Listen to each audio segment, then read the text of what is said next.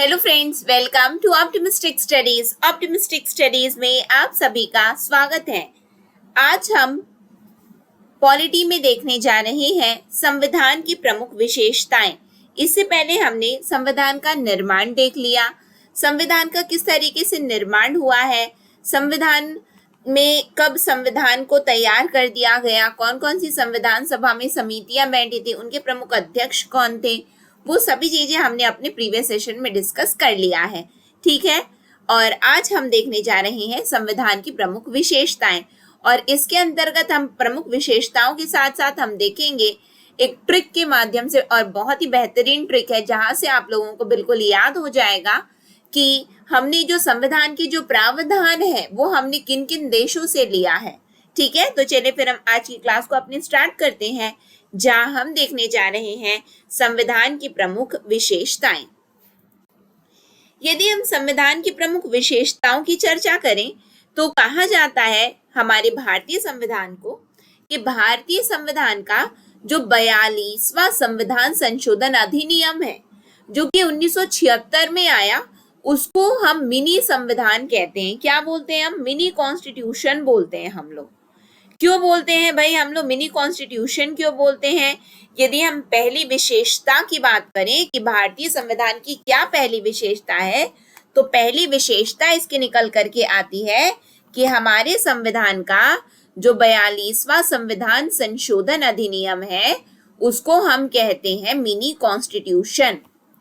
इसलिए कहा जाता है क्योंकि हमारे कॉन्स्टिट्यूशन में बहुत सारे प्रावधान है, हमारे संविधान में बहुत सारे प्रावधान है, लेकिन 42वें संविधान संशोधन अधिनियम में बहुत सारे प्रावधान उसमें भी हैं, लेकिन संविधान से थोड़े कम है, क्योंकि इसमें बहुत सारी बात, बहुत ही विस्तृत रूप से ये संशोधन अधिनियम है और उसमें बहुत सारे प्रावधान सम्मिलित हैं। इसीलिए कह दिया गया कि वो मिनी कॉन्स्टिट्यूशन है, छोटा संविधान ही है वो। मिनी मतलब होता है छोटा, तो छोटा संविधान ही है वो।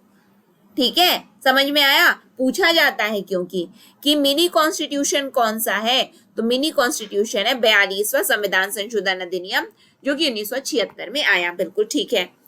फिर उसके बाद में आता है केशवानंद भारती बनाम केरल राज्य। तो ये एक केस था, ठीक है, जो कि सुप्रीम कोर्ट में गया, और वो केस का क्या नाम था? Keshavananda Bharati versus state of Kerala.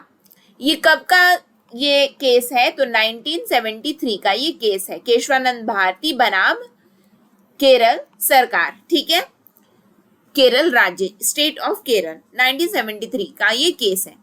यहाँ पे क्या हुआ था? सुप्रीम कोर्ट की इसमें 13 सदस्यीय संविधान पीठ बैठी थी। कौन सी पीठ बैठी थी? कॉन्स्टिट्यूशनल बेंच बोला जाता है।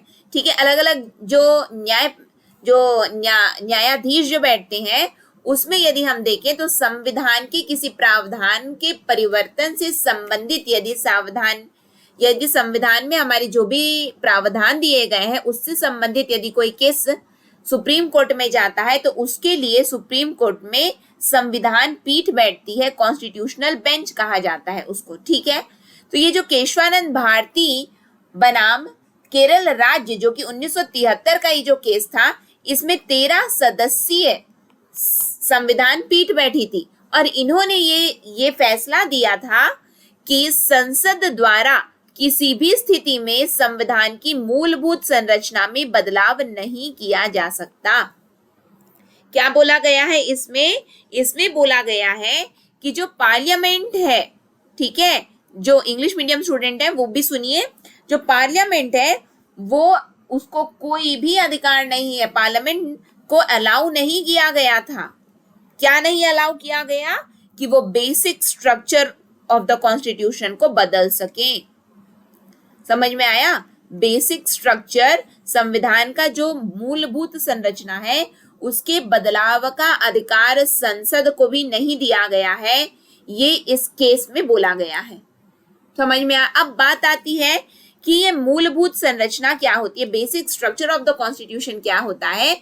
तो ये हमारे संविधान में कहीं पे भी basic structure of the constitution नहीं है कि ये चीज ना हमारे संविधान का मूलभूत संरचना है, ऐसा कहीं नहीं लिखा है। तो फिर कैसे पता चलता है कि ये बेसिक स्ट्रक्चर है? ये सुप्रीम कोर्ट स्वयं अलग अलग केस में क्या कर देती है, ये बात को क्लियर कर देती है कि ये ना संविधान की मूलभूत संरचना है और उसी को फिर मान लिया जाता है। तो सुप्रीम कोर्ट अलग अलग केस में जो बताती है कि ये संविधान की मूलभूत संरचना है वही स्वीकार्य है आज की डेट में। अदरवाइज हमारे संविधान में कहीं पे भी दिया नहीं गया है, हमारे संविधान निर्माताओं ने कहीं पे भी मूलभूत संरचना नहीं बताई है। याद रहेगा यहाँ से, क्योंकि प्रश्न बनता है तो मैंने आप लोगों को बता दिया। ठीक है, ये बात को याद रखिएगा कि केशवानंद भारती की जो केस था उसका सबसे बड़ा जो फैसला था वो क्या था? वो सबसे बड़ा फैसला ये था कि संसद द्वारा किसी भी स्थिति में संविधान की मूलभूत संरचना में बदलाव नहीं किया जा सकता। पार्लियामेंट डज नॉट यानी कि constituent power of parliament does not allow it to change the basic structure of the constitution. यानी कि पार्लियामेंट की भले ही वो कौन सी ताकत हो, वो संवैधानिक ताकत ही क्यों ना हो, लेकिन वो संविधान की मूलभूत संरचना में बदलाव नहीं करेंगे। ठीक है, आगे बढ़ते हैं हम लोग। ये तो हमने एकदम बहुत से छोटा सा इंट्रोडक्शन देख लिया कि सेलिएंट फीचर हैं क्या। अब हम बात करते हैं कि कुछ इंपॉर्टेंट फीचर्स यानी कि प्रमुख विशेषताएं क्या है हमारे संविधान की। तो प्रमुख विशेषताएं हमारे संविधान की ये है कि हमारा जो भारतीय संविधान है वो सबसे लंबा संविधान है, बहुत बड़ा संविधान है। ठीक है, दूसरी बात ये निकल करके आती है कि लिखित है, लिखा हुआ है। हमारे यहाँ संविधान की पुस्तक है यानी कि लिखा हुआ है। ठीक है, और विश्व के सभी लिखित संविधानों में सबसे लंबा है। सबसे लंबा मतलब सबसे बड़ा है।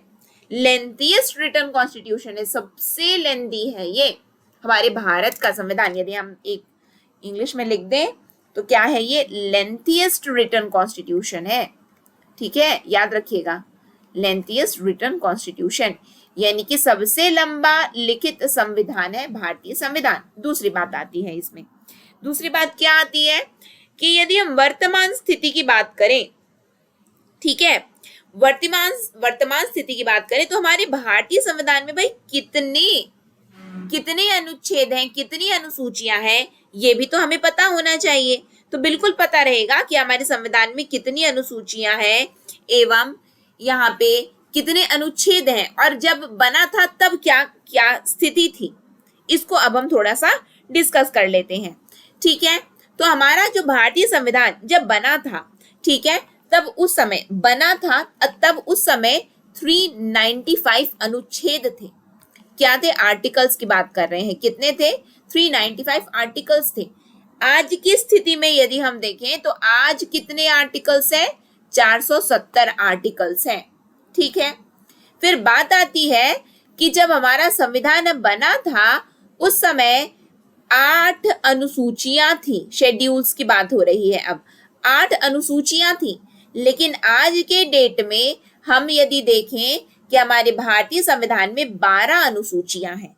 कितनी अनुसूची है? 12 अनुसूची है। ठीक है, समझ में आया। फिर जब हमारा भारतीय संविधान जब बना था उस समय हमारे संविधान में भाग कितने थे यानी कि पार्ट्स कितने थे? तो 22 थे। लेकिन आज हम देखें तो हमारे संविधान में कितने भाग हैं? तो 25 भाग है। यानी कि पूरी ये पुस्तक है, इस पूरी पुस्तक को 25 भाग में बांट दिया गया है। ठीक, लेकिन पहले 22 भाग था। अनुसूचियां पहले 8 थी, अब 12 हो गई। अनुच्छेद पहले 395 थे, अब 470 हो गए। तो ये कैसे 470 हो पाए? कैसे 470 हो पाए? तो आइए समझ लेते हैं। जब हमारा भारतीय संविधान बना तो 395 आर्टिकल्स थे, लेकिन समय समय पर बदलाव किए गए। क्यों? क्योंकि जहां कहीं भी जरूरत पड़ती गई कि इसको बदल देना है तो बदल दिया गया। समय समय पर जो बदलाव हुए हैं उसकी वजह से, और उन बदलावों को कहा जाता है संविधान संशोधन अधिनियम। क्या कहा जाता है? कॉन्स्टिट्यूशनल अमेंडमेंट एक्ट, संविधान संशोधन अधिनियम कहा जाता है। तो इन संविधान संशोधन अधिनियम के माध्यम से और भी आर्टिकल्स हमारे भारतीय संविधान में जोड़े गए हैं। और अब तक की यदि हम बात करें तो अब तक 105 हमारे संविधान में 105 संशोधन हो चुके हैं। यानी कि 105 संविधान संशोधन अधिनियम लाए जा चुके हैं, अमेंडमेंट्स हो चुके हैं। 105 अमेंडमेंट्स हो चुके हैं, संशोधन हो चुके हैं। याद रखिएगा। ठीक है, जो 105वां संशोधन हुआ था वो कब हुआ था? वो 10 अगस्त 2021 की बात है। ये हमारे एग्जाम में ये पूछा नहीं जाएगा। पूछा कि क्या चीज जाएगा कि कितने अनुच्छेद पहले थे और अब कितने हैं, कितनी अनुसूचियां पहले थी और अब कितनी है, कितने भाग पहले थे और अब कितने हैं, और हमारे भारतीय संविधान में कितने संशोधन हुए हैं। तो 105 संशोधन हुए हैं। क्या ये बात आप लोगों को क्लियर है? आगे बढ़े। अब देखिए, हमारा जो भारतीय संविधान है वो चाहे हम केंद्र की बात करें चाहे हम राज्य की बात करें, तो हमारे यहाँ केवल एक ही संविधान है जिसको केंद्र भी मानता है और राज्य भी मानता है। हमारे यहाँ दो प्रकार के संविधान नहीं है कि केंद्र के लिए ये है, राज्य के लिए अलग है। एक ही संविधान है जिसको केंद्र भी मानेंगे और राज्य भी मानते हैं। ठीक है, आगे बढ़े हम लोग। ये प्रमुख विशेषताएं हैं। फिर अब जो सबसे इंपॉर्टेंट बात है, जो कि ट्रिक्स के माध्यम से हम याद करने की कोशिश करेंगे, और एक बेहतरीन ट्रिक मैं आप लोगों को अब देने जा रही हूँ, जिसके माध्यम से हम संविधान के विभिन्न स्रोतों को पता करते हैं कि हमने कहाँ से अडॉप्ट किए हैं। क्या चीज अडॉप्ट किया? हमारे भारतीय संविधान में बहुत सारे फीचर्स हैं और हमने वो फीचर्स को क्या किया, बोरो किया है। क्यों? क्योंकि जो हमारे संविधान निर्माता थे, संविधान निर्माताओं ने अलग अलग देशों के पहले संविधान का अध्ययन किया है। संविधान के अध्ययन के बाद उन्होंने भारतीय संविधान को बनाया है। इसीलिए कहा जाता है कि हमारा भारतीय संविधान सबसे लंबा लिखित संविधान है। क्यों? क्योंकि हमने बहुत सारे देशों से बहुत सारी विशेषताएं ली और अपने संविधान में जोड़ दी है। बातें क्लियर है आप लोगों को? अब पहली बात हम बात करें कि हमने कहाँ से क्या क्या लिया है, उसको हम देखते हैं। तो हमने भारत शासन 1935 अधिनियम से लिया है। गवर्नमेंट ऑफ इंडिया एक्ट 1935 से लिया है हमने। गवर्नमेंट ऑफ इंडिया एक्ट 1935, ये जब हमारे देश में अंग्रेज थे तो अंग्रेजों ने ये अधिनियम लाया था। तो हमने बहुत सारी चीजें उस अधिनियम में अच्छी थी, तो हमारे संविधान निर्माताओं ने उसको अच्छा मान करके हमारे भारतीय संविधान में उसमें जोड़ दिया। उसमें क्या है? संघीय तंत्र है, राज्यपाल का कार्यकाल है, न्यायपालिका है, लोक सेवा आयोग है एवं आपातकालीन प्रावधान और प्रशासनिक विवरण है। लेकिन याद कैसे किया जाए? याद करना हमारे लिए इंपॉर्टेंट है। हमारे लिए ये जानना इंपॉर्टेंट जहां जितना है कि ये हमने लिया है, उससे ज्यादा इंपॉर्टेंट तो ये है कि हम याद कर लें। याद करने की कोशिश करते हैं कि हमने गवर्नमेंट ऑफ इंडिया एक्ट 1935 से हमने क्या क्या बोरो किया है।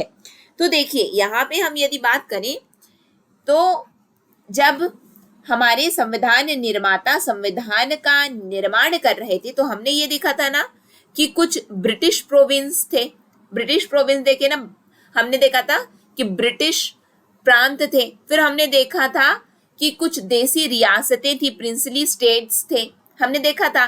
और इनको सबको बुलाया गया था और सबको सीट मिली थी जनसंख्या के आधार पर। यह हमने देखा हुआ है। ठीक है, इसका मतलब कि हम काम कैसे कर रहे हैं?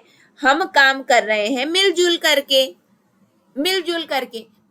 करके काम करने को क्या बोलते हैं? संघ काम करेंगे, यानी कि वो संघीय तंत्र कहा जाता है, फेडरल सिस्टम कहा जाता है। क्या कहा जाता है? फेडरल स्कीम कहा जाता है। मिल करके हमने काम किया। मिल करके काम हमने कैसे किया? हमने इनको भी बुलाया, आप भी आओ, चलो मिल करके संविधान बना लेते हैं। याद करने का तरीका है केवल। ठीक है, तो हमने ये वाला कहाँ से लिया था? हमने गवर्नमेंट ऑफ इंडिया एक्ट से लिया था, फेडरल, यहाँ पे लिख देती हूँ, फेडरल स्कीम।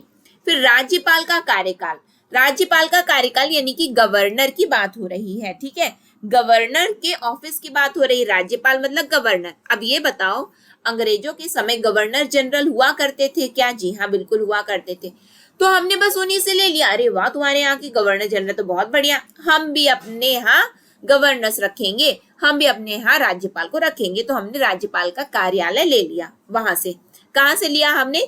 भारत शासन 1935 अधिनियम से, गवर्नमेंट ऑफ इंडिया 1935 से हमने बोरो कर लिया। फिर उसके बाद में जब अंग्रेज थे तो अंग्रेज के समय जज हुआ करते थे, तभी तो भगत सिंह, ठीक है, फांसी की सजा सुनाई गई थी। और इतनी सारे क्या किया जाता था? जेल में डाल दिया जाता था। तो कैसे ऐसी डाल तो देते थे, लेकिन साथ में जज के सामने प्रेजेंट करते थे, यानी कि न्यायपालिका उनकी अच्छी थी। अच्छी मतलब उस समय हुआ करती थी। यहां से ये समझ में आ गया, न्यायपालिका हुआ करती थी। हमने बोला कि हम भी अपने देश में न्यायपालिका ले लें क्या? जी हाँ, बिल्कुल ले लेते हैं। तो हमने ले लिया न्यायपालिका।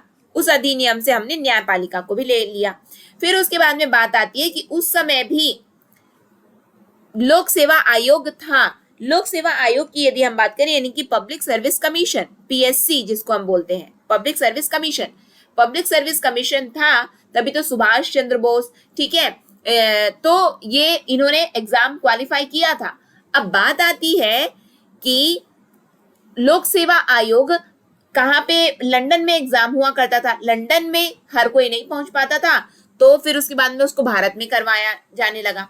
तो बस वैसी ही बात है, तो लोक सेवा आयोग भी हुआ करता था, अस्तित्व में था। ये हमने कहाँ से लिया, तो भारत शासन। अभी जो पीएससी का एग्जाम दे रहे हो, ये दे रहे हो, वो दे रहे हो, कहाँ से आया है, तो ये गवर्नमेंट ऑफ इंडिया 1935 अंग्रेजों के समय का है, ये ऐसा समझो, ठीक है। फिर आपातकाल की स्थिति, आपातकालीन प्रावधान और प्रशासनिक विवरण यानी कि इमरजेंसी प्रोविजन और जो एडमिनिस्ट्रेटिव डिटेल्स है इसके अंतर्गत, ये भी हमने गवर्नमेंट ऑफ इंडिया 1935 से बोरो किया है। क्योंकि यदि हम देखें कि क्या करते थे, अब स्वतंत्रता सेनानी स्वतंत्रता के लिए क्या कर रहे हैं, बिल्कुल अपना तो वो प्रयास कर रहे थे, तो ये क्या करते थे, ये अपने पावर का प्रयोग करते थे, अपने पावर। आपातकाल की स्थिति क्या होती है कि आपातकाल की स्थिति ये होती है कि अब जब जनता काबू में नहीं आ रही है तो आपातकाल घोषित कर दो, तो सब अपने अपने घर में बैठ जाएंगे, सब अपने अपने घर में बैठ जाएंगे, और फिर ज्यादा कोई कुछ बोलेगा तो क्या कर दिया जाएगा, जेल में डाल दिया जाएगा। ये आपातकाल की स्थिति, तो यही अंग्रेज किया करते थे।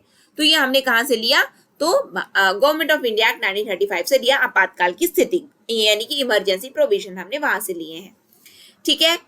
बहुत बार जो है कुछ ऐसे तत्व आ जाते हैं कि जैसे कि दमनकारी तत्व जिनका दमन करना आवश्यक हो जाता है, जैसे लड़ाई झगड़ा दंगा ये सब हो रहा है, तो आपातकाल की स्थिति, वहां पे आपातकाल बहुत ज्यादा जरूरी हो जाता है। तो ये सब चीज को, उसके कुछ अच्छे और कुछ बुरे, सब कुछ को मिला करके हमारे जो संविधान निर्माता थे उन्होंने ये आपातकालीन प्रावधान गवर्नमेंट ऑफ इंडिया एक्ट से ले लिया। तो हमने अब तक पढ़ा क्या, हमने अब तक पढ़ा है कि हमने अब क्या क्या लिया है गवर्नमेंट ऑफ इंडिया एक्ट से। यहाँ पे मैं लिख देती हूँ, गवर्नमेंट ऑफ इंडिया एक्ट 1935 से हमने क्या क्या बोरो किया है। तो पहली बात, हमने क्या बोरो किया, हमने फेडरल स्कीम बोरो की कि मिलजुल करके हम संविधान का निर्माण करेंगे, बिल्कुल ठीक है। फिर आपके यहाँ के नहीं गवर्नर जनरल बहुत अच्छे हैं, तो हमको अच्छे लग रहे हैं, हम भी अपने यहाँ रखेंगे, तो हमने ले लिया, ठीक है। तो हमने गवर्नर का ऑफिस ले लिया कि हम भी हमारे यहाँ भी गवर्नर्स रहेंगे। फिर हमने आपके यहाँ की जुडिशरी अच्छी है, तो हमने न्यायपालिका ले ली। फिर हमने बोला कि अरे वाह, ये तो बहुत अच्छी एडमिनिस्ट्रेटिव पोस्ट है, यानी कि पीएससी हमने ले ली। फिर हमने क्या ले लिया, इमरजेंसी प्रोविजन हमने ले लिया। ये हमने कहाँ से लिया है, ये सब हमने गवर्नमेंट ऑफ इंडिया 1935 से बोरो कर लिया, ठीक। आगे बढ़ो, आगे है हमारा ब्रिटेन का संविधान, यानी कि ब्रिटेन का संविधान, वहां से भी हमने कुछ कुछ बोरो कर लिया है। हमने क्या बोरो किया वहां से, तो आइए समझते हैं। पहली बात, हमारे भारत देश में संसद की यदि हम बात करें तो संसदीय सरकार पद्धति है हमारे यहाँ। कैसी पद्धति है, पार्लियामेंट्री गवर्नमेंट है। कौन सी गवर्नमेंट है हमारे यहाँ पे पार्लियामेंट्री गवर्नमेंट है, ठीक है। अब पार्लियामेंट्री गवर्नमेंट की यदि हम बात करें तो पार्लियामेंट का मतलब क्या होता है, लोकसभा, राज्यसभा और प्रेसिडेंट। ये भी एक प्रश्न बन जाता है हमारे यहाँ, यानी कि कहाँ पे बैठे हैं, पूरा ताकत किसके पास में, पार्लियामेंट के पास में है, यानी कि हमारे यहाँ संसदीय सरकार पद्धति है। समझ में आया। फिर उसके बाद में हम विधि का शासन मानते हैं। विधि का शासन क्या है, रूल ऑफ लॉ है। कुछ भी चीज नियम के अनुसार करना है हमको, यानी कि कानूनी दायरे में रह करके हम काम करते हैं। कानून से बाहर जाओगे तो फिर अरेस्ट हो जाओगे। कानून बोलते हैं ना, कानून के दायरे में रह करके काम करो। तो हमारे भारत देश में विधि का शासन है, रूल ऑफ लॉ है। हमने कहाँ से सीखा, ब्रिटेन से हम लेकर के आए हैं। क्यों, क्योंकि अंग्रेज क्या किया करते थे, कहीं पे भी कुछ भी हुआ, अरे ये गैर कानूनन काम कर रहे, अरेस्ट कर लो, तो अरेस्ट कर लो वाला रूल ऑफ लॉ हमने सीखा, ठीक है। फिर हमारे यहाँ एकल नागरिकता है। आप चाहे कहीं के भी नागरिक हो, आप चाहे पंजाब के हो, आप चाहे छत्तीसगढ़ के हो, आप चाहे मध्य प्रदेश के हो, चाहे आप कहीं के भी हो, लेकिन हम सभी भारतीय हैं। कौन है हम भारतीय हैं। इसीलिए हमारे यहाँ क्या है, हमारे यहाँ एकल नागरिकता है। हमारे यहाँ ऐसा नहीं कि नहीं हम यहाँ के, हम नहीं, एक हम सब भारतीय हैं। तो हमारे यहाँ सिंगल सिटीजनशिप होती है। ठीक है, फिर हमारे यहाँ मंत्रिमंडल है। मंत्रिमंडल मतलब क्या होता है, हमारे यहाँ कैबिनेट सिस्टम है। कैबिनेट सिस्टम की यदि हम बात करें तो बोला जाता है मोदी जी की ये कैबिनेट है ना। यदि हम केंद्र में देखें, यदि हम राज्य में देखें तो ये कैबिनेट मंत्री हैं। तो हमारे यहाँ मंत्रिमंडल चलता है। क्यों? क्योंकि मंत्रिमंडल की यदि हम बात करें तो पार्लियामेंट्री गवर्नमेंट है, पार्लियामेंट्री गवर्नमेंट में मंत्रिमंडल है, हमारे यहाँ कैबिनेट सिस्टम है। फिर हमारे यहाँ संसदीय विशेषाधिकार है, यानी कि हमारे यहाँ पार्लियामेंट्री प्रिविलेज है। पार्लियामेंट्री प्रिविलेज क्या होता है भाई, इसको हम समझेंगे कि पार्लियामेंट्री प्रिविलेज क्या होता है। लेकिन पार्लियामेंट्री प्रिविलेज ये होते हैं कि जो हमारे जो सांसद हैं, सिंपल सी बात है, ऐसे समझो, जो सांसद है पार्लियामेंट्री प्रिविलेज, वहां पे वो खड़े होकर के जो कुछ भी बोल रहे हैं उसके लिए आप अरेस्ट नहीं कर सकते हो उनको। वो अरेस्ट नहीं हो जाएंगे कि वहां पे वो जो कुछ भी बोलेंगे तो उसके लिए वो अरेस्ट नहीं होंगे, वो उनको विशेषाधिकार प्राप्त है। समझ में आया? वो संसदीय विशेषाधिकार है। फिर द्विसदन प्रणाली है हमारे यहाँ। द्विसदन प्रणाली क्या होता है, बाई कैमरलिज्म है हमारे यहाँ। ये बाई कैमरलिज्म की यदि हम बात करें तो हमारे यहाँ जैसे कि लोकसभा राज्यसभा है। यदि हम विधानसभा और विधान परिषद राज्यों में हुआ करती है। केंद्र यदि हम पार्लियामेंट यदि हम केंद्र में देखें तो लोकसभा राज्यसभा है। तो हमारे द्विसदन है। किसी राज्य में, किन्हीं राज्य में यदि विधानसभा विधान परिषद दोनों है और कहीं कहीं पे विधानसभा बस है, परिषद नहीं है। ठीक है, तो लेकिन कुल मिलाकर के हमारे यहाँ तो लोकसभा राज्यसभा यानी कि बाई कैमरलिज्म है। ये हमने कहाँ से लिया, हमने ब्रिटेन से लिया है। फिर हमारे यहाँ रिट जारी करने का अधिकार है, यानी कि हमारे यहाँ प्रेरोगेटिव रिट्स का प्रावधान है। रिट जारी कर दिया जाता है, रिट जारी कर दिया जाता है यानी कि ये हमारे मौलिक अधिकार का उल्लंघन कर रहे हैं। तो हमारे यहाँ 5 प्रकार की रिट है। क्या क्या है उसको आगे पढ़ेंगे जब हम मौलिक अधिकार पढ़ेंगे, फंडामेंटल राइट्स पढ़ेंगे। लेकिन तो भी ऐसे समझो हमारे यहाँ रिट जारी करने का अधिकार है। ये सब हमने किससे लिया, ये सब हमने ब्रिटेन से लिया है। कहाँ से लिया है, हमने ब्रिटेन से लिया। क्या क्या लिया हमने लिया संसद, हमने लिया संसद से। एक चीज याद रखना यहां से डायरेक्टली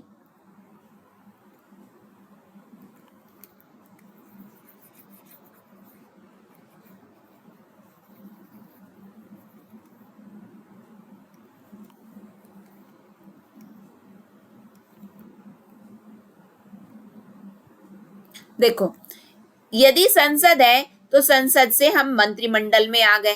फिर उसके बाद में हमारे यहाँ कानून के दायरे में रह करके ही काम करना है हमें। ठीक है, अब फिर उसके बाद में आता है हमारे यहाँ ना केवल एक ही नागरिकता मिलती है। अब देखो, हमने पहले पढ़ा था पार्लियामेंट्री यानी संसदीय सरकार है। संसदीय सरकार से मंत्रिमंडल में आए और सांसदों को विशेषाधिकार प्राप्त है, यानी कि संसदीय विशेषाधिकार प्राप्त है। हमारे यहाँ ना संसद से ही संबंधित लोकसभा राज्यसभा है। फिर हमारे यहाँ क्या है, हमारे यहाँ रिट जारी करने की शक्ति है और सिंगल सिटीजनशिप है।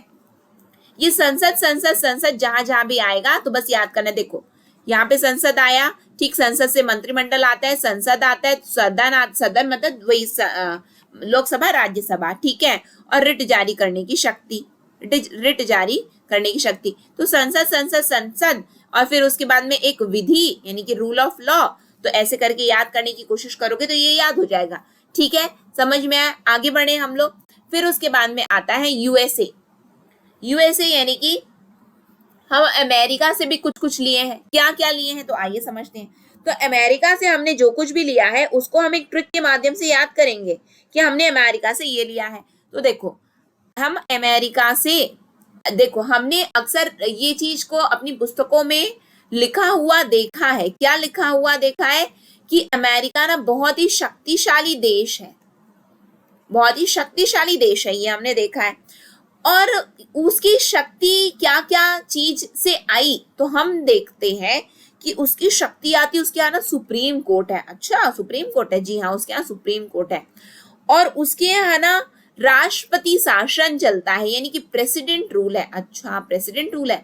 और वो अपने देश के नागरिकों को ना मौलिक अधिकार दिया हुआ है। बस इतना चीज याद कर लो तो सब कुछ याद हो जाएगा कि हमने अमेरिका से क्या क्या लिया है। क्या हमने पढ़ा कि हमने अक्सर ये लिखा हुआ अपने पुस्तकों में देखा कि अमेरिका सबसे शक्तिशाली देश है। और ये शक्तिशाली उसको क्या क्या चीजें बनाती हैं, तो 3 चीजें बनाती हैं। उसका सुप्रीम कोर्ट, उसके यहाँ के राष्ट्रपति और उनके द्वारा अपनी जनता को दिया गया मौलिक अधिकार। बोले अच्छा ठीक है, तो सुप्रीम कोर्ट है, तो सुप्रीम कोर्ट के लिए 3 चीजें याद करिए। क्या क्या याद करें भाई? सुप्रीम कोर्ट के लिए हम क्या क्या 3 चीजें याद करें? तो आइए याद करते हैं हम लोग। सुप्रीम कोर्ट की बात यदि हम करें तो सुप्रीम कोर्ट में पहली बात तो सुप्रीम कोर्ट वहां का एकदम स्वतंत्र है। अच्छा, इंडिपेंडेंट है क्या? हाँ हाँ, इंडिपेंडेंट है। अच्छा, तो हम बस शॉर्ट में लिख रही हूँ इंडिपेंडेंट, ठीक है। चलो पूरा लिख देती हूँ, इंडिपेंडेंट जुडिशरी, यानी कि वो उनके यहाँ ना सुप्रीम कोर्ट में उनके जो, यदि हम बात करें कि न्यायपालिका स्वतंत्र है। अच्छा, स्वतंत्र है क्या? जी बिल्कुल है, स्वतंत्र है। दूसरी बात आती है कि वो जजेस को ऐसे हटा नहीं सकते, जज को ऐसे हटा नहीं सकते। बोले अच्छा, जज को हटा नहीं सकते, स्वतंत्र है, हम स्वतंत्र हैं, तो आपके पास अधिकार नहीं कि आप कोई भी आए और कोई भी आकर के हटा दिए। अच्छा, और जजों को ना अधिकार है कि वो समीक्षा कर सके, वो समीक्षा कर सके। बोले अच्छा, ये चीज अमेरिका को पावरफुल बनाए क्या? जी हाँ, ये अमेरिका को पावरफुल बनाए, लेकिन हमने ना ये चीजें वहां से ले ली, ये ऐसा कुछ है नहीं, ये हम याद करने का ये ट्रिक है, ये एक ट्रिक है, तरीका है ये। देखो, हमने अमेरिका से लिया लिखित संविधान। हमने मैंने क्या बताया था कि हमारा जो भारतीय संविधान है सबसे लंबा लिखित है, रिटन है। तो ये लिखने का प्रावधान हमने कहाँ से लिया? हमने अमेरिका से लिया, क्योंकि अमेरिका को जो संविधान है वो लिखा हुआ है, उसको लिखा गया है। पहली बात तो हमने ये लिया। फिर उसके बाद में आता है कि हमने ये देखा कि अमेरिका को पावरफुल कुछ कुछ कारणों से बनाया गया। वो कारण क्या है? उसके यहाँ का सुप्रीम कोर्ट। सुप्रीम कोर्ट यानी कि अब आओ देखो, यानी कि मैंने पहली बात क्या बताई, वहां की न्यायपालिका स्वतंत्र है, तो हमने स्वतंत्र न्यायपालिका अमेरिका से ली है। ठीक, दूसरी बात हमने ये देखी कि वहां जब वो स्वतंत्र है तो आप उनको हटा नहीं सकते, यानी कि जो हमारे भारत देश में सर्वोच्च न्यायालय और उच्च न्यायालय के न्यायाधीश हैं, आप उनको उनके पद से हटा नहीं सकते। ऐसे ही कोई भी आया और हटा के चला, चलो तुम उठो, ऐसा नहीं हो सकता। रिमूवल बहुत ही आसानी से नहीं होगा इनका, ठीक है। ये हमने कहाँ से लिया? अमेरिका से लिया। फिर उसके बाद में हमने, उनके पास वो स्वतंत्र है, आप उनको हटा नहीं सकते, वो समीक्षा भी कर सकते हैं, उनके पास ये अधिकार है। तो जुडिशियल रिव्यू यानी कि न्यायिक समीक्षा हमने अमेरिका से ली है। बात क्लियर है? इतनी बात। फिर मैंने बोला कि अमेरिका को पावरफुल, उनके यहाँ राष्ट्रपति शासन है, तो हमने राष्ट्रपति का जो हमारे यहाँ जो पद्धति है वो भी हमने अमेरिका से लिया है। अब राष्ट्रपति के लिए आपको 2 चीजें याद करनी है। वो क्या क्या याद करें? राष्ट्रपति को राष्ट्रपति शासन है। अच्छा, अमेरिका में राष्ट्रपति शासन है, इसका मतलब कि जनता ने उसे चुना है। जब जनता ने उसे चुना है तो आप इतनी आसानी से उसको हटा नहीं सकते। क्यों? क्योंकि जनता ने चुना है। तो बस हमने वही चीज अपना लिया अपने भारत देश में। हमने ये सोचा कि हम राष्ट्रपति को हम आसानी से इम्पीच, यानी कि आप हटा नहीं सकते, तो फिर कैसे हटाएंगे? इम्पीचमेंट करवा करके। इम्पीचमेंट यानी कि राष्ट्रपति का महाभियोग होगा, इम्पीचमेंट होगा। कोई भी आया और हटा दिया नहीं, महाभियोग होता है, इम्पीचमेंट होता है। इम्पीचमेंट क्या होता है वो आगे पढ़ेंगे कि किस तरीके से राष्ट्रपति को हटाया जा सकता है, ये भी एग्जाम में पूछ लिया जाता है। ठीक, फिर दूसरी बात आती है कि जब राष्ट्रपति जाएंगे, इम्पीचमेंट महाभियोग हो जाएगा, तभी तो उपराष्ट्रपति आएंगे।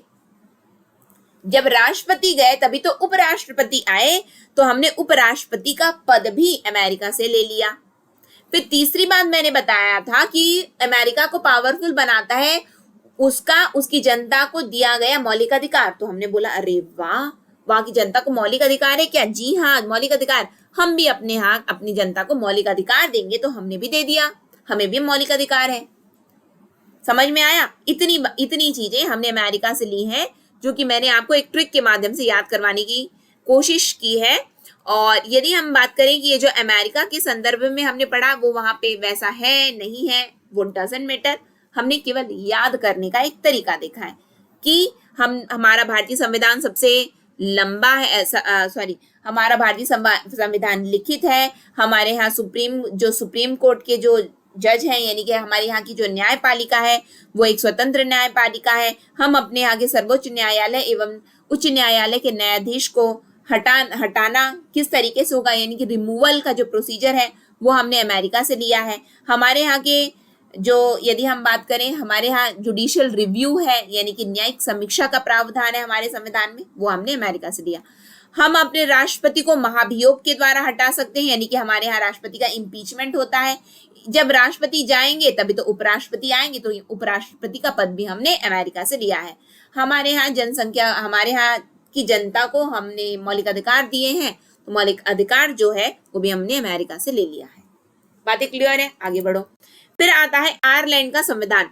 तो आयरलैंड से हमने क्या क्या लिया भैया, तो उसको देख लेते हैं कि आयरलैंड से हमने क्या क्या सीखा है। और हमने सीखा नहीं, हमने लिया है, पहली बात तो लिया है। तो आयरलैंड से हमने रेड ले लिया। अरे भाई रेड क्या है, जी हाँ रेड लिया है हमने, देखो RED, रेड लिया। रेड का मतलब क्या होता है, R से होता है राज्यसभा, ठीक है, E से होता है इलेक्शन, E से होता है इलेक्शन, और D से होता है DPSP। ये चीजें हमने आयरलैंड से ली है। हमने आयरलैंड से रेड लिया है, रेड राज्यसभा, इलेक्शन, DPSP, बस वही चीजें यहाँ पे लिखी हुई हैं। आइए देख लेते हैं। ठीक, रेड के लिए देखो राज्यसभा, चुनाव, तो चुनाव इलेक्शन, फिर राज्य के नीति निर्देशक तत्व यानी कि DPSP, ये हमने सब कहां से लिया है, हमने आयरलैंड मतलब रेड लिया है हमने आयरलैंड से। ठीक है, तो ये चुनाव किसका करवाए थे, जिसका महाभियोग करवा रहे थे। महाभियोग किसका करवा रहे थे, राष्ट्रपति का करवा रहे थे, तो राष्ट्रपति का चुनाव है ये। इससे पहले हमने अमेरिका का देखा ना, तो राष्ट्रपति का चुनाव हमने कहां से लिया, आयरलैंड से लिया। आगे बढ़ो। कनाडा, तो कनाडा की स्पेलिंग क्या है, CANADA। तो C से कनाडा होता है और C से सेंटर होता है क्या, जी हाँ, सेंटर का मतलब क्या होता है, केंद्र होता है। तो जहां जहां आपको केंद्र दिखेगा वो सभी चीजें हमने कनाडा से ली है। आओ देख लेते हैं। मजबूत केंद्र के साथ संघीय व्यवस्था, ठीक है, ये हमने कहां से लिया, कनाडा से लिया, यानी कि कनाडा से हमने क्या लिया, हमने कनाडा से लिया federation with a strong centre. Federation तो है हमारे यहाँ, यानी कि संघीय व्यवस्था तो है हमारे यहाँ, लेकिन हमारे यहाँ केंद्र मजबूत है। केंद्र क्या है, मजबूत है। फेडरेशन विथ स्ट्रॉन्ग सेंटर, ठीक है, federation with strong centre. Clear है, बातें समझ में आई। तो केंद्र, फिर उसके बाद में अवशिष्ट शक्तियों का केंद्र में निहित होना। अवशिष्ट शक्तियों का केंद्र में निहित होना मतलब कि जो रेसिडुअरी पावर्स हैं, ठीक है, यानी कि मान लो कहीं पे कुछ भी चीज नहीं लिखा है कि ये किसकी शक्ति है, तो हम मानते हैं कि ये केंद्र की शक्ति है। बाकी तो लिखा है कि राज्य की शक्ति है, ये केंद्र की शक्ति है, राज्य करेंगे, केंद्र करेंगे। लेकिन यदि कोई चीज हमारे संविधान में नहीं बताई गई है, ये किसकी शक्ति है, ये किसके दायरे में आती है, तो हम उसको बोलते हैं कि ये केंद्र की शक्ति है। Residuary powers with centre, residuary powers to centre, centre को दिया गया है। ठीक है, यानी कि जो अवशिष्ट शक्तियां किसके पास है, केंद्र के पास में है।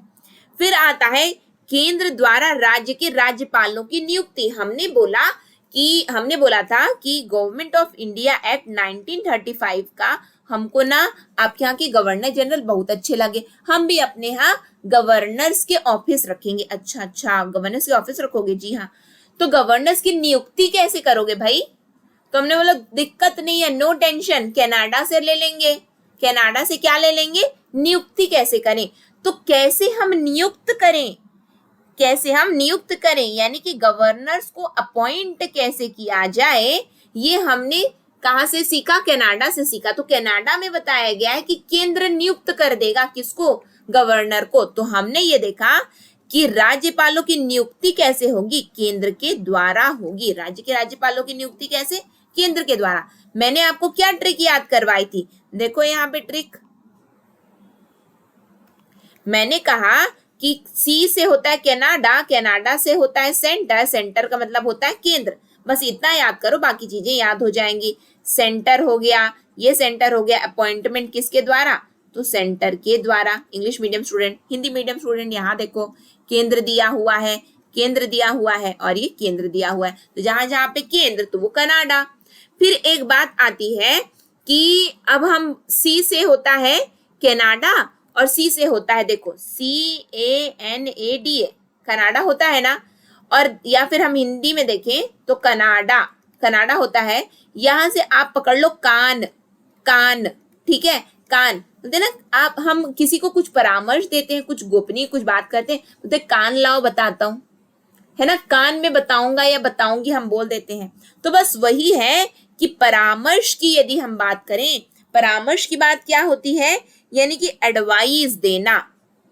एडवाइस देना क्या है कि सुप्रीम कोर्ट के पास में एडवाइजरी जुरिडिक्शन होते हैं।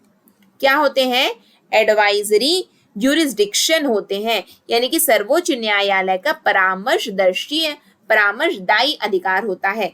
एडवाइजरी ज्यूरिडिक्शन होता है सुप्रीम कोर्ट के पास में, वो हमने कनाडा से लिया है। तो बस ऐसे करना कि परामर्श, एडवाइस किसी को दोगे तो कान में दे देना, परामर्श दोगे तो कान में देना किसी को, तो कान में दोगे तो कान से कनाडा।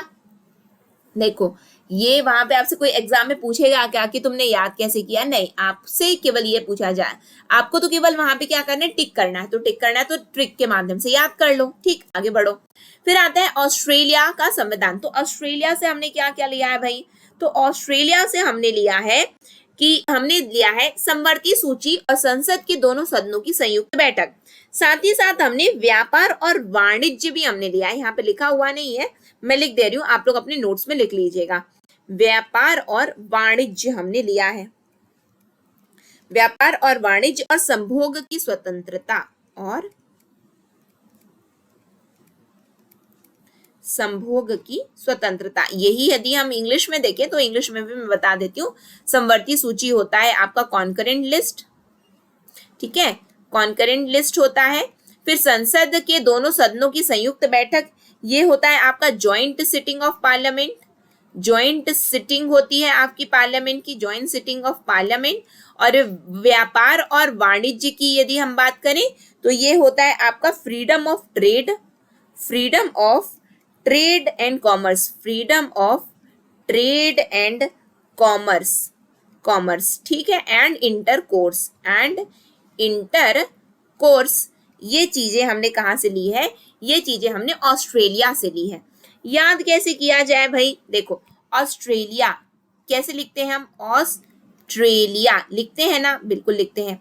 इसका आप TRA पकड़ लो, TRA से निकल करके आता है ट्रेड, ट्रेड का मतलब होता है वाणिज्य, व्यापार, ठीक है। अब ट्रेड, अब देखो ट्रेड हमने कहां से किसके साथ कर रहे हैं हम, ऑस्ट्रेलिया, ट्रेड कर लिए, ठीक है। अब जब ट्रेड करते हैं हम किसी के साथ में, तो ट्रेड हम किसके साथ करते हैं, किसी थर्ड पार्टी के साथ करते हैं, ठीक है। दो जन के बीच में यदि हम ट्रेड कर रहे हैं, ठीक है, तो ट्रेड करने के लिए पहली बात तो दो पार्टी का होना जरूरी है, दो लोगों का साथ में आना जरूरी है। और फिर दो लोग जब साथ में आ जाते तो तीसरा इंसान को हम, यानी कि अब थर्ड पार्टी को हम सामान देने का अब बात करते हैं कि हम इनको सामान देंगे।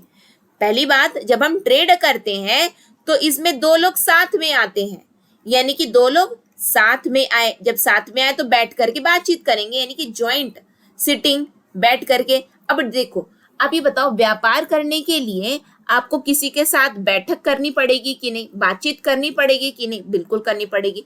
तो वो बैठक का प्रावधान हमने ऑस्ट्रेलिया से लिया है। ट्रेड करना है तो बैठक करनी पड़ेगी, बैठक करनी है तो ज्वाइंट सिटिंग करो पार्लियामेंट की, हमने ले लिया। फिर मैंने क्या बताया कि दो लोग आपस में वार्ता किए, बैठक किए, थर्ड पार्टी को सामान कैसे दिया जाए, क्या किया जाए, इसके बारे में बात हो रही।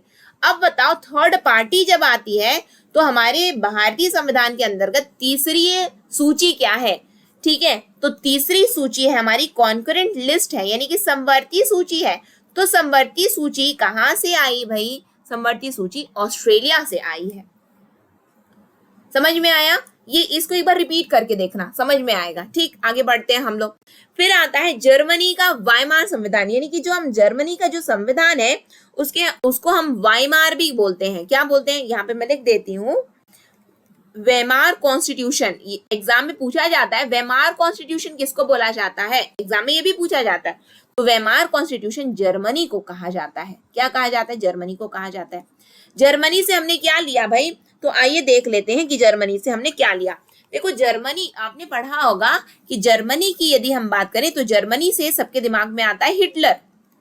अब जब हिटलर था तो हिटलर के सामने किसी के पास किसी भी प्रकार का अधिकार था क्या किसी को कि हम बोले कि नहीं नहीं ये मेरा मौलिक अधिकार है? नहीं, हिटलर मार देगा। अब हिटलर मार देगा यानी कि वो निलंबित कर दिया हमारे अधिकारों को, मौलिक अधिकारों को निलंबन कर दिया।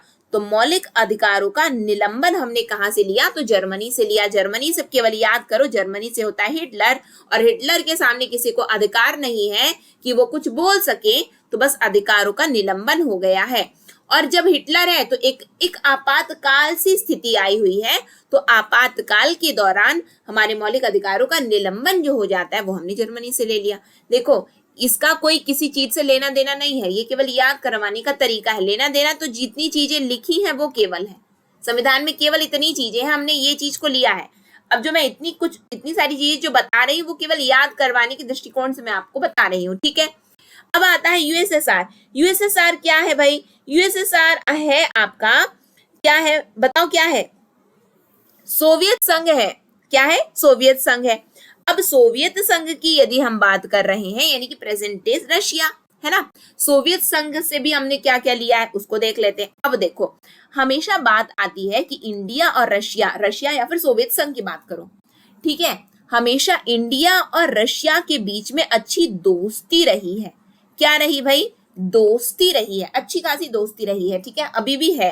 बोला जाता है कि चाहे कोई साथ दे ना दे, रशिया इंडिया का साथ देगा और इंडिया रशिया का साथ देगा। ये इनकी दोस्ती जग जाहिर है, अच्छे खासे दोस्त हैं भारत और रशिया, ठीक है। अब जब बात आती है दोस्ती की, तो दोस्ती में कुछ कर्तव्य होते हैं, दोस्ती में कुछ ड्यूटीज होती हैं। जी हाँ, ड्यूटीज होती हैं। कैसी ड्यूटी होती है? वफादारी निभाना दोस्तों के प्रति, न्याय करना, ठीक है। क्या करना? न्याय करना, वफादार रहना यानी कि जस्टिस रहना चाहिए। देखो वफादारी नहीं है यदि दोस्ती में, तो फिर दोस्ती किसी काम की नहीं है। वफादार बनो दोस्त, यदि दोस्त है तो वफादारी देखी जाती है, बस यही चीज।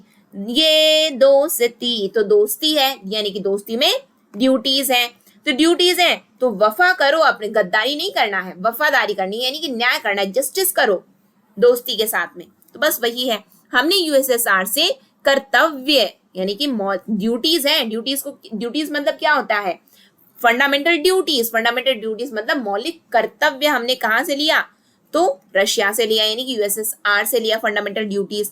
मैंने क्या बताया? जस्टिस यानी कि न्याय हमारे जो प्रस्तावना है यानी कि हमारा जो प्रियम्बल है, प्रियम्बल में वहां पे न्याय की बात की गई है, तो वो हमने कहां से लिया? हमारे प्रियम्बल में जो जस्टिस की बात हो रही है वो हमने यूएसएसआर से लिया। अच्छा, वहां से लिया क्या? जी हाँ। तो जस्टिस पता है 3 तरीके से होता है। किस तरीके? कौन कौन सा 3 तरीके? न्याय करो तो सामाजिक दृष्टि से न्याय होना चाहिए यानी कि सोशली जस्टिस हो, ठीक है। फिर उसके बाद सोशली जस्टिस हो। फिर बात आता है आर्थिक रूप से न्याय होना चाहिए यानी कि आर्थिक न्याय की बात हुई है। फिर राजनीतिक न्याय की बात हुई है यानी कि पॉलिटिकल जस्टिस की बात हो रही है। तो क्या क्या न्याय की बात हुई? Social, economic, political. ये जब हम प्रियम्बल पढ़ेंगे ना उसमें हम और डिटेल से पढ़ेंगे इसको, ठीक है। सोशल, इकोनॉमिक, पॉलिटिकल जस्टिस की बात हुई है। ये हमने किससे लिया है? ये हमने यूएसएसआर से लिया, ठीक। आगे बढ़ते हैं हम लोग। फिर आता है फ्रांस का संविधान। तो फ्रांस से हमने क्या लिया है? तो देखो फ्रांस की यदि हम बात करें ना तो फ्रांस को लिखो पहले आप लोग, फ्रांस को लिखो। तो फ्रांस FRANCE फ्रांस, ठीक है। तो आर निकल करके आता है, आर से रिपब्लिक, आर से क्या आता है? रिपब्लिक। अब रिपब्लिक की यदि बात करें हम, रिपब्लिक मतलब गणतंत्र यानी कि जो हमारे भारत देश में गणतंत्रात्मक व्यवस्था है वो हमने किससे लिया? हमने फ्रांस से लिया। अच्छा, गणतंत्रात्मक व्यवस्था। फिर उसके बाद में हमारी जो उद्देशिका है उसमें क्या लिखा है? उसमें 3 शब्द लिखे गए हैं। क्या क्या लिखा है? उसमें लिखा हुआ है लिबर्टी, फिर लिखा हुआ है इक्वालिटी यानी कि प्रियम्बल की बात हो रही है, और फ्रेटर्निटी लिखा हुआ है। क्या लिखा है? फ्रेटर्निटी लिखा हुआ है, ठीक है। FRA फ्रांस होता है और FRA फ्रेटर्निटी होता है। फ्रेटर्निटी को हिंदी में बोला जाता है बंधुत्व, इक्वालिटी को बोला जाता है समता, लिबर्टी को बोला जाता है स्वतंत्रता। जहां कहीं भी ये तीनों शब्द साथ में आते हैं जो कि हमारे एग्जाम में पूछे जाते हैं, लिबर्टी, इक्वालिटी, फ्रेटर्निटी, याद कर लीजिए इसको। स्वतंत्रता, समता, बंधुत्व, स्वतंत्रता, समता, बंधुत्व, लिबर्टी, इक्वालिटी, फ्रेटर्निटी। कहां से लिया हमने? फ्रांस से लिया। ट्रिक क्या याद किया हमने? FRA, आर से रिपब्लिक यानी गणतंत्रात्मक व्यवस्था फ्रांस, और FRA से फ्रेटर्निटी, और फ्रेटर्निटी जहां रहती है यानी कि बंधुत्व की भावना जहां रहती है वहां पे स्वतंत्रता, समता आ जाती है, यानी कि लिबर्टी और इक्वालिटी रहती है, क्योंकि ये तीन शब्द साथ में हमेशा प्रयोग में लाए जाते हैं। बातें क्लियर है? आगे बढ़े हम लोग। फिर आते हैं हम दक्षिण अफ्रीका का संविधान। यहां से भी हमने बहुत सारी चीजें ली हैं। तो दक्षिण अफ्रीका आपने पढ़ा है कि गांधी जी दक्षिण अफ्रीका गए हुए थे, पढ़े है ना? साउथ अफ्रीका गए हुए थे, कौन? गांधी जी गए हुए थे। अच्छा, गांधी जी गए तो थे, हमने भी पढ़ा है, ठीक है। तो वहां से हमने क्या देखा? तो यदि हम बात करें तो गांधी जी तो सबसे वरिष्ठ हैं, father of the nation. Father of the nation कहा जाता है, यानी कि पिता क्या होता है? पिता बड़े होते हैं ना, पिता बड़े हैं यानी कि वरिष्ठ हैं। वरिष्ठ से एक बात निकल करके आती है यहाँ पे, वरिष्ठ हमारा जो राज्यसभा है वो क्या है? वो मेंबर्स है, वो वहां पे कैसे मेंबर्स है? वो सीनियर्स है वहां पे। कैसे मेंबर है वहां पे? सीनियर लोग बैठे, सीनियर मोस्ट मेंबर वहां पे बैठे हुए हैं, ठीक है। राज्यसभा जो है हमारी, वहां पे सीनियर्स लोग बैठे हुए हैं। अच्छा, सीनियर लोग बैठे हैं, जी हाँ, सीनियर लोग बैठे हुए हैं। तो सीनियर लोग बैठे हुए हैं, यानी कि यहाँ से हमने साउथ अफ्रीका से हमने याद किया गांधी जी सबसे वरिष्ठ थे। तो वरिष्ठ सदन कौन सा है? वरिष्ठ सदन हमारा राज्यसभा है। तो राज्यसभा के सदस्यों के चुनाव की प्रक्रिया हमने कहां से ली? तो साउथ अफ्रीका से ली। राज्यसभा यानी कि गांधी जी वरिष्ठ हैं, तो राज्यसभा को वरिष्ठों का सदन बोला जाता है। तो उनका कैसे चुनाव करना है वो हमने साउथ अफ्रीका से सीख लिया। अच्छा, वहां से लिया हो क्या? जी हाँ।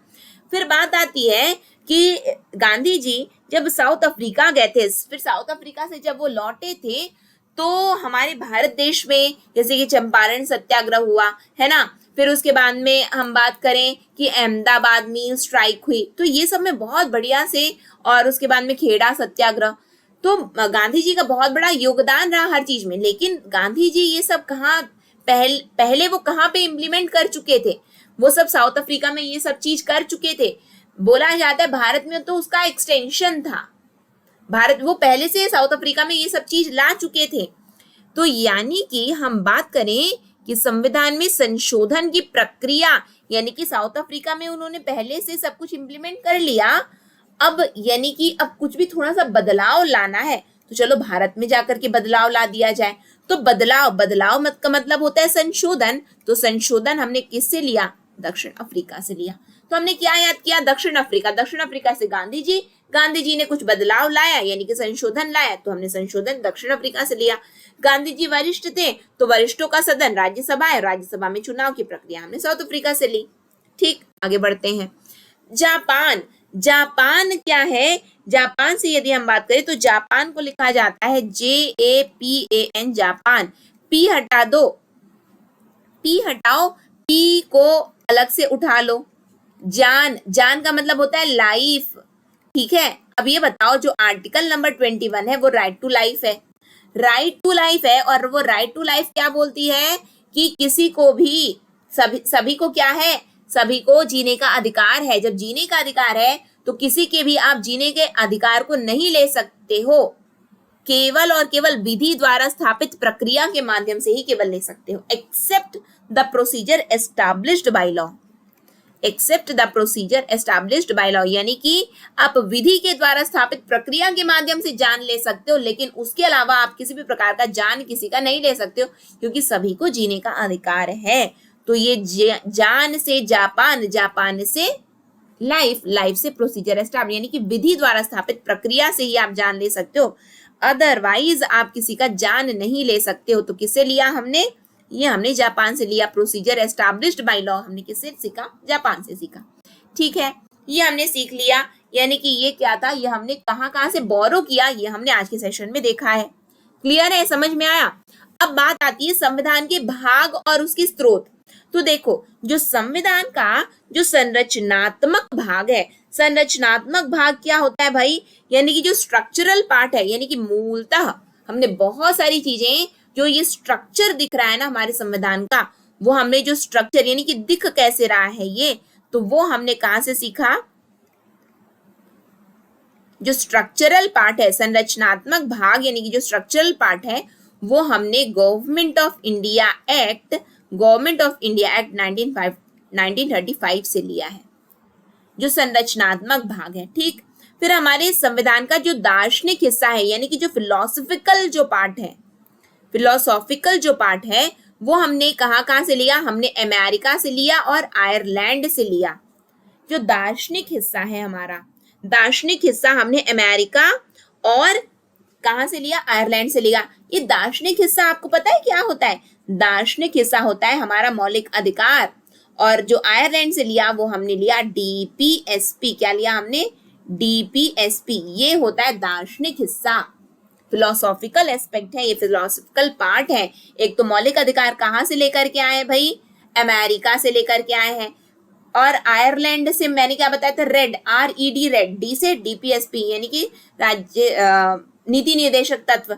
अब राज्य के नीति निर्देशक तत्व यानी कि आयरलैंड, तो इसीलिए कहा गया है कि जो दार्शनिक हिस्सा है वो हमने अमेरिका और आयरलैंड से लिया। जितनी चीजें यहाँ पे आपको बताया जा रहा है सब एग्जाम पॉइंट ऑफ व्यू से इंपॉर्टेंट है, क्योंकि एग्जाम में पूछा जाता है हमारे। ठीक है, फिर आता है संविधान का जो राजनीतिक हिस्सा है।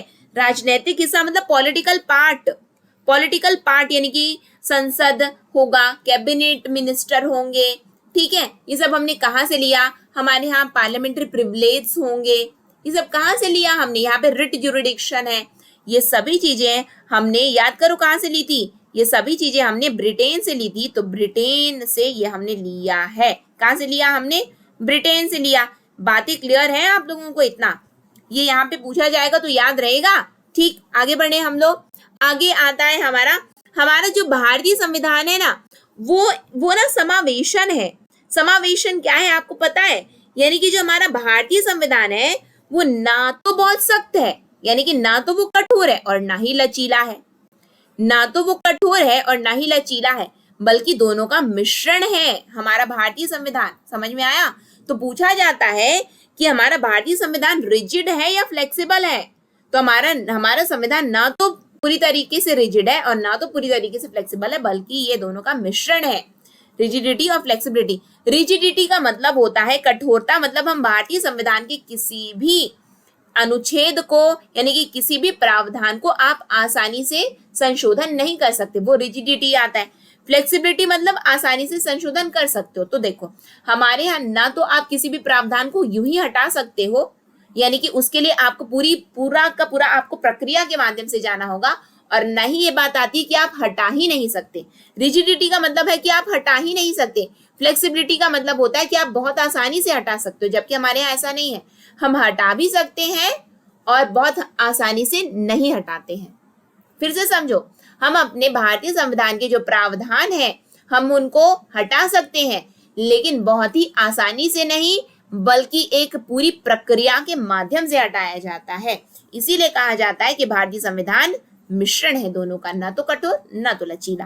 ठीक, फिर उसके बाद में आती है कि हमारा भारतीय संविधान कैसा है। हमारा भारतीय संविधान यूनिटरी है, फेडरल है, क्या है, हमने संघीय व्यवस्था तो देखा, लेकिन जो सबसे ज्यादा इंपॉर्टेंट है वो ये है कि हमारे भारतीय एकात्मकता की ओर झुकाव के साथ संघीय व्यवस्था है, यानी कि यूनिटरी बायस है, यानी कि फेडरल सिस्टम है हमारे यहाँ। क्या है, फेडरल सिस्टम विथ यूनिटरी बायस, यानी कि हमने क्या सीखा था, हमने ये सीखा था कि कान मतलब यानी कनाडा से हमने सीखा केंद्र के पास में शक्ति यानी कि संघीय व्यवस्था। फिर हमने सीखा था कि केंद्र एक मजबूत केंद्र के साथ संघीय व्यवस्था हमने कनाडा से ली थी। तो मजबूत केंद्र है ना, मजबूत केंद्र मतलब यूनिटरी बायस है, एकात्मकता है, लेकिन उसमें भी संघीय व्यवस्था है हमारे यहाँ, एकात्मकता के साथ संघीय व्यवस्था है। लेकिन भैया ये समझ में नहीं आई क्या मतलब है, आइए समझ लेते हैं, क्योंकि एग्जाम में पूछा जाता है कि संघीय व्यवस्था, हमारे यहाँ भारतीय संविधान में संघीय व्यवस्था भी है लेकिन एकात्मकता भी है। कैसे पता चला? तो कुछ प्रावधान है जिसके माध्यम से पता चला कि कुछ विशेषताएं हैं। कैसी वो विशेषताएं? देखो, संघीय व्यवस्था मतलब हमारे यहाँ दो सरकार है। दो सरकार है कि नहीं बताओ? दो गवर्नमेंट होती है ना, केंद्र सरकार और राज्य सरकार होते हैं ना। तो बस वैसे समझ लो कि मिलजुल करके काम करेंगे। अच्छा, दो गवर्नमेंट हो गए। फिर शक्तियों का विभाजन है क्या? हमारे यहाँ डिवीजन ऑफ पावर है क्या? जी हाँ, हमारे यहाँ डिवीजन ऑफ पावर है कि ये राज्य की शक्ति है, ये केंद्र की शक्ति है। बिल्कुल डिवीजन ऑफ पावर तो है। फिर लिखित संविधान है क्या हमारे यहाँ? जी हाँ, बिल्कुल लिखा है कि ये ऐसा ऐसा है, यानी कि रिटर्न कॉन्स्टिट्यूशन तो है हमारे यहाँ। जी बिल्कुल है, रिटर्न है हमारे यहाँ। हमारे यहाँ द्विसदन है क्या? यानी कि बाईकैमरलिज्म है क्या? जी हाँ, बिल्कुल है। हमारे यहाँ लोकसभा है, राज्यसभा है, हमारे यहाँ विधानसभा, विधान परिषद है, यानी कि द्विसदन तो है। बाईकैमरलिज्म तो है हमारे यहाँ। अच्छा, बाईकैमरलिज्म भी है। अब हमारे यहाँ और क्या है? हमारे यहाँ संविधान को सर्वोच्च माना गया है। संविधान की सर्वोच्चता को हम स्वीकार करते हैं, यानी कि हम सुप्रीमेसी ऑफ द कॉन्स्टिट्यूशन को मानते हैं। हम यानी कि कुछ भी काम ऐसी उटपटांग तरीके से नहीं कर लेते हैं। हम संविधान के अंतर्गत चलते हैं, संविधान में जो लिखा है हम उसको फॉलो करते हैं, यानी कि हम अपने संविधान को सर्वोच्च मानते हैं। अच्छा, तो ये जो जितने ये प्रावधान है, ये किसके गुण हैं? ये एक संघीय व्यवस्था के गुण पाए गए हैं कि संघीय व्यवस्था मतलब साथ साथ काम करें, संघ मिलजुल करके काम करेंगे। ठीक है, बिल्कुल केंद्र राज्य मिलजुल करके काम करते हैं। उनके बीच उनकी शक्तियों का विभाजन है। ये शक्तियों का ना केवल विभाजन बल्कि देखो लिखा हुआ है। देखो, हाँ, ये हमारे अधिकार है, ये हम तुम्हारे अधिकार है, लिखा है। अच्छा, हम देखते हैं मिलजुल करके काम लोकसभा राज्यसभा में भी तो होता है, यानी कि कोई भी बिल जाती है तो लोकसभा से भी पास होना है, राज्यसभा से भी पास होना है। अच्छा, मिलजुल करके काम किए क्या? जी हाँ, ऐसे विधानसभा विधान परिषद है। ओ, तो यानी कि आप किसके अनुसार चल रहे हो? हम ना संविधान को सर्वोच्च मानते हैं। तो याद भी हो गया हमें और हमने जान भी लिया कि ये फेडरल सिस्टम के गुण है, यानी कि फेडरल सिस्टम के ये क्या है? फीचर्स हैं। फेडरेशन के ये सब क्या है? ये फेडरेशन के फीचर्स माने गए हैं। अच्छा, ठीक है, आगे बढ़ते हैं। हम बोले कि हमारा जो हमारा संविधान है वो एकात्मक भी है, यानी कि यूनिटरी भी है। तो यूनिटरी के भी कुछ तो गुण होंगे। आप क्यों बोले कि आप एकात्मक हो, यूनिटरी हो? क्योंकि हमारे यहाँ एक मजबूत केंद्र है, हमारे यहाँ स्ट्रॉन्ग सेंटर है। स्ट्रॉन्ग सेंटर कैसे है कि कोई भी पावर कहीं पे नहीं लिखी तो बोल दिया ये केंद्र के पास में शक्ति है। अच्छा, यानी कि केंद्र मजबूत है हमारे यहाँ का। जी, हमारे यहाँ ना एकल संविधान है, एक ही संविधान है। ये नहीं कि 2-3 संविधान है कि ये राज्य का अलग, ये राज्य का अलग, ये राज्य का अलग, नहीं, एक संविधान सबको फॉलो करना है। यानी कि हमारे यहाँ ना सिंगल कॉन्स्टिट्यूशन है जो कि एकात्मकता को बताता है। एक मतलब सिंगल, ठीक है, एकात्मकता को बताता है। फिर हमारे यहाँ ना एकल नागरिकता है, यानी कि हमारे यहाँ सिंगल सिटीजनशिप है। ये नहीं कि हम अलग अलग, हम ना ये यहाँ के सिटीजन है, हम यहाँ के नहीं, हम इंडियन है, हम इंडियंस हैं। We the people of India, हम भारतीय हैं। हमारी पहचान क्या है? हम भारतीय हैं, यानी कि हमारे यहाँ सिंगल सिटीजनशिप है। एकल मतलब सिंगल। हमारे यहाँ जो न्यायपालिका है ना वो एकीकृत है। एकीकृत मतलब इंटीग्रेटेड है हमारे यहाँ। इंटीग्रेटेड मतलब यदि हम देखें तो ये जो सर्वोच्च न्यायालय, ये उच्च न्यायालय या फिर हम सेशन कोर्ट, ये सब की बात करें तो यहाँ पे कोई बड़ा छोटा नहीं है कि तुम छोटे मैं बड़ा, नहीं, ये बड़ा छोटा नहीं है, ये सब एकीकृत है, इंटीग्रेटेड है। बस ये है कि जैसे कि परिवार में सबका अपना अपना महत्व है। एक परिवार में सबका अपना अपना महत्व है। वो परिवार में यदि हम देखें तो सबसे हम पिताजी माताजी को हम वरिष्ठ मानते हैं, क्योंकि ठीक है, समझ में आया। लेकिन सबका अपना अपना, ऐसा थोड़ी ना है कि किसी का महत्व कम हो गया, कि बेटे का महत्व कम है या बेटी का महत्व कम है। किसी का महत्व कम नहीं है, बस उसमें यानी कि सब है, सब एक है। एक में वो क्या है? वो एक जन आगे है, एक में आगे। तो हम एकीकृत हैं, हम अलग अलग नहीं है। हमारे यहाँ की न्यायपालिका अलग अलग नहीं है, हम लोग सब एक है, एकीकृत है, इंटीग्रेटेड जुडिशरी है हमारे यहाँ। फिर हमारे यहाँ क्या है? हमारे यहाँ अखिल भारतीय सेवा है, यानी कि हमारे यहाँ ऑल इंडिया सर्विसेज है। ऑल इंडिया सर्विसेज के उदाहरण है हमारे यहाँ यूपीएससी, ठीक है। यूपीएससी के अंतर्गत आप आईएएस, आईएएस, आईपीएस, आईएफएस, ये सब क्या है? ये ऑल इंडिया सर्विसेज है। ये क्या है? ऑल इंडिया सर्विसेज हैं, तो वो हमारे यहाँ है, ठीक है। फिर उसके बाद में आपातकालीन प्रावधान हमारे यहाँ है, यानी कि आपातकाल की स्थिति, आ जाती है, यानी कौन लगाता है, केंद्र लगाता है, केंद्र यानी मजबूत है, तो इमरजेंसी प्रोविजन, इमरजेंसी प्रोविजन। ये क्या है, यूनिटरी, यानी कि एक, अब एक एक एक एक बस याद करना है। देखो, एकल संविधान, एकल नागरिकता, एकीकृत न्यायपालिका, फिर अखिल भारतीय सेवाएं यानी ऑल इंडिया सर्विस, यानी कि भारत में आईएएस, आईपीएस, आईएफएस, ये क्या, ऑल इंडिया सर्विसेज है। मजबूत, जब केंद्र मजबूत है तो आपातकाल की स्थिति, यानी कि आपातकाल घोषित कर सकते हैं, तो आपातकालीन प्रावधान, ये सभी यूनिटरी प्रणाली, यानी कि यदि हम बात करें यूनिटरी सिस्टम के, ये सब फीचर्स माने गए हैं। याद रहेगा, ये सब पूछे जाते हैं हमारे एग्जाम में, याद रखिएगा। ठीक है, ये हमने देख लिया। फिर उसके बाद में शासन की संसदीय व्यवस्था हमारे यहाँ, यानी कि भारतीय संविधान ने अमेरिका की अध्यक्षीय प्रणाली के बजाय ब्रिटिश संसदीय प्रणाली को प्राथमिकता दी है। इसका क्या मतलब हुआ, इसका ये मतलब हुआ कि जैसे कि हमने देख लिया था शुरू में ही कि हमारे यहाँ हम किसको मानते हैं, हम संसदीय प्रणाली को मानते हैं। संसदीय प्रणाली कहाँ से आई, ब्रिटेन से हमने लिया है। हम राष्ट्रपति हमारे यहाँ है, लेकिन हम राष्ट्रपति क्या नहीं मानते, हम प्रेसिडेंशियल सिस्टम नहीं मानते हैं, यानी कि जो अमेरिका में जो अध्यक्षीय प्रणाली जो चल रही है, हम उसको न मान करके हम संसदीय प्रणाली को मानते हैं। बात क्लियर है। अब हम बोला गया कि अच्छा आप संसदीय को मानते हो क्या, हम बोले हाँ हम संसदीय को मानते हैं, हम पार्लियामेंट्री सिस्टम को मानते हैं।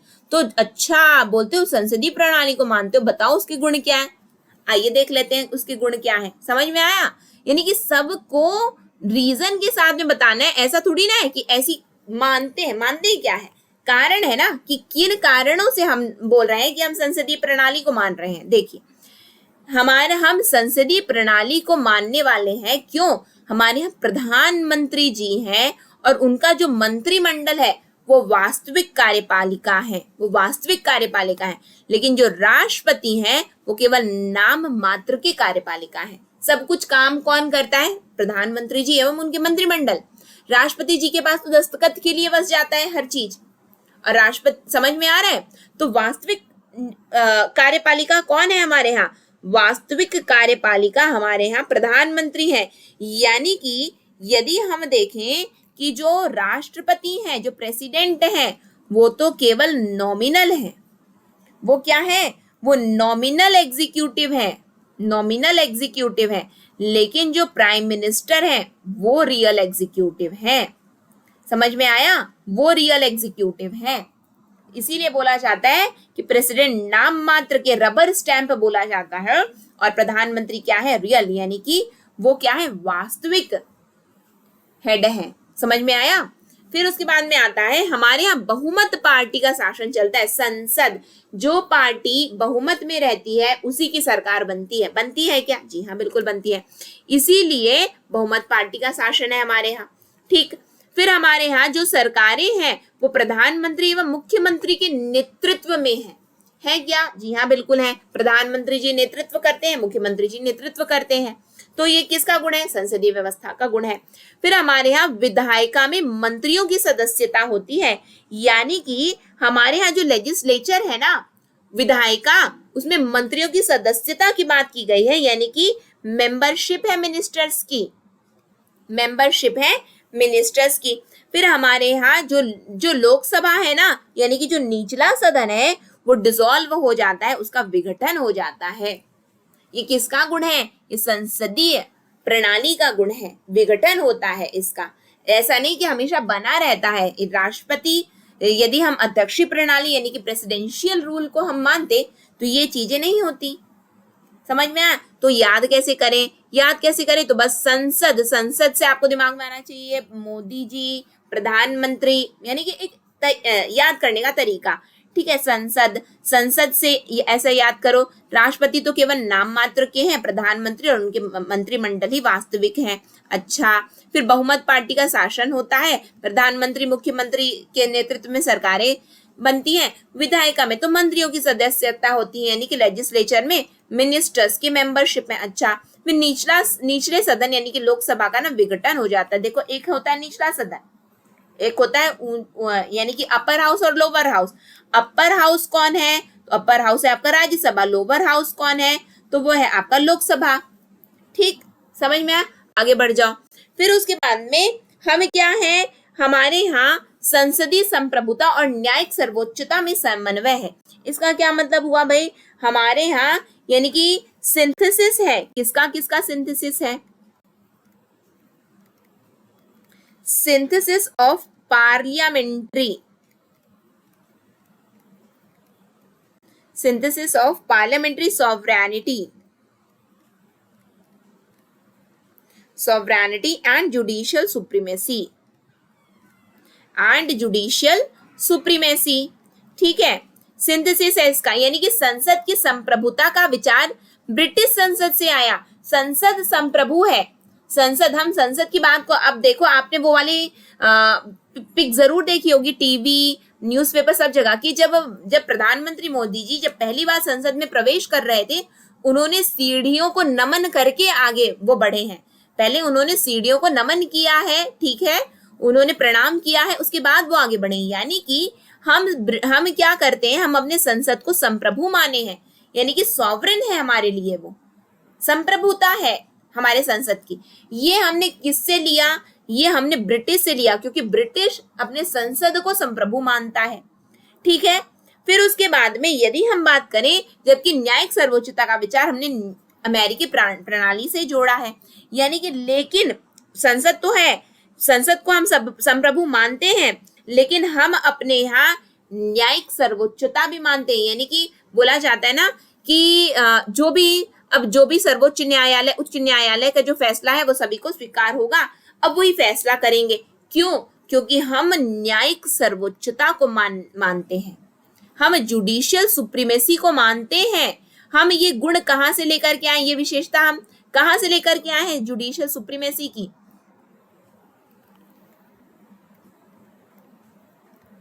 जुडिशियल सुप्रीमेसी हम कहाँ से लेकर के आए हैं, तो जुडिशियल सुप्रीमेसी, न्यायिक सर्वोच्चता हम अमेरिका से लेकर के आए हैं। याद करो, हमने याद किया था कि वहां का सुप्रीम कोर्ट बड़ा स्ट्रांग है, बस वही तो है, जब सुप्रीम कोर्ट स्ट्रांग है यानी जुडिशियल सुप्रीमेसी अमेरिका। और जो संसद की संप्रभुता है हम ब्रिटिश से लेकर के आए, याद कर लिए हैं, दोबारा देख रहे हैं हम, ठीक। फिर उसके बाद में भारतीय संविधान के निर्माताओं ने संसदीय संप्रभुता के ब्रिटिश सिद्धांत और न्यायिक सर्वोच्चता के अमेरिकी सिद्धांत के बीच एक उचित समन्वय को प्राथमिकता दी, यानी कि एक बहुत ही अच्छा सिंथेसिस होना चाहिए। जो हमारे संविधान निर्माता, उन्होंने बहुत ही ब्यूटीफुली इसको डिजाइन किया है हमारे संविधान को, ठीक है। तो आज के सेशन को फिर हम यहीं पे एंड करते हैं। बहुत सारी चीजें हमने आज के सेशन में देखी, समझी, सीखी है। आशा है कि आप सभी याद करेंगे इसको, ठीक। और कहीं पे भी कोई भी डाउट हो तो बिल्कुल पूछिएगा, और यदि यहाँ इससे रिलेटेड कोई भी क्वेरी स्टिल भी रह जाती, मैंने कोशिश किया है अपनी ओर से आप लोगों को बताने का, लेकिन कहीं पे कुछ चीज आपको समझ में ना आए तो बिल्कुल पूछिएगा, ठीक। इसी के साथ में आज के सेशन को हम एंड करेंगे, कल इसके आगे कंटिन्यू करेंगे, थोड़ा सा ये बचा हुआ है, बाकी नहीं तो फिर ये वाला जो टॉपिक है हमारा, ठीक है, कि संविधान की क्या क्या विशेषताएं हैं, यानी कि salient feature of the constitution क्या है, ये वाला टॉपिक हमारा कंप्लीट हो गया, ठीक। तो ये सेशन को यहीं पे एंड करते हैं, नेक्स्ट सेशन में फिर हम मिलेंगे। नेक्स्ट सेशन तक के लिए optimistic learning, thank you for the session. जय हिंद, जय भारत।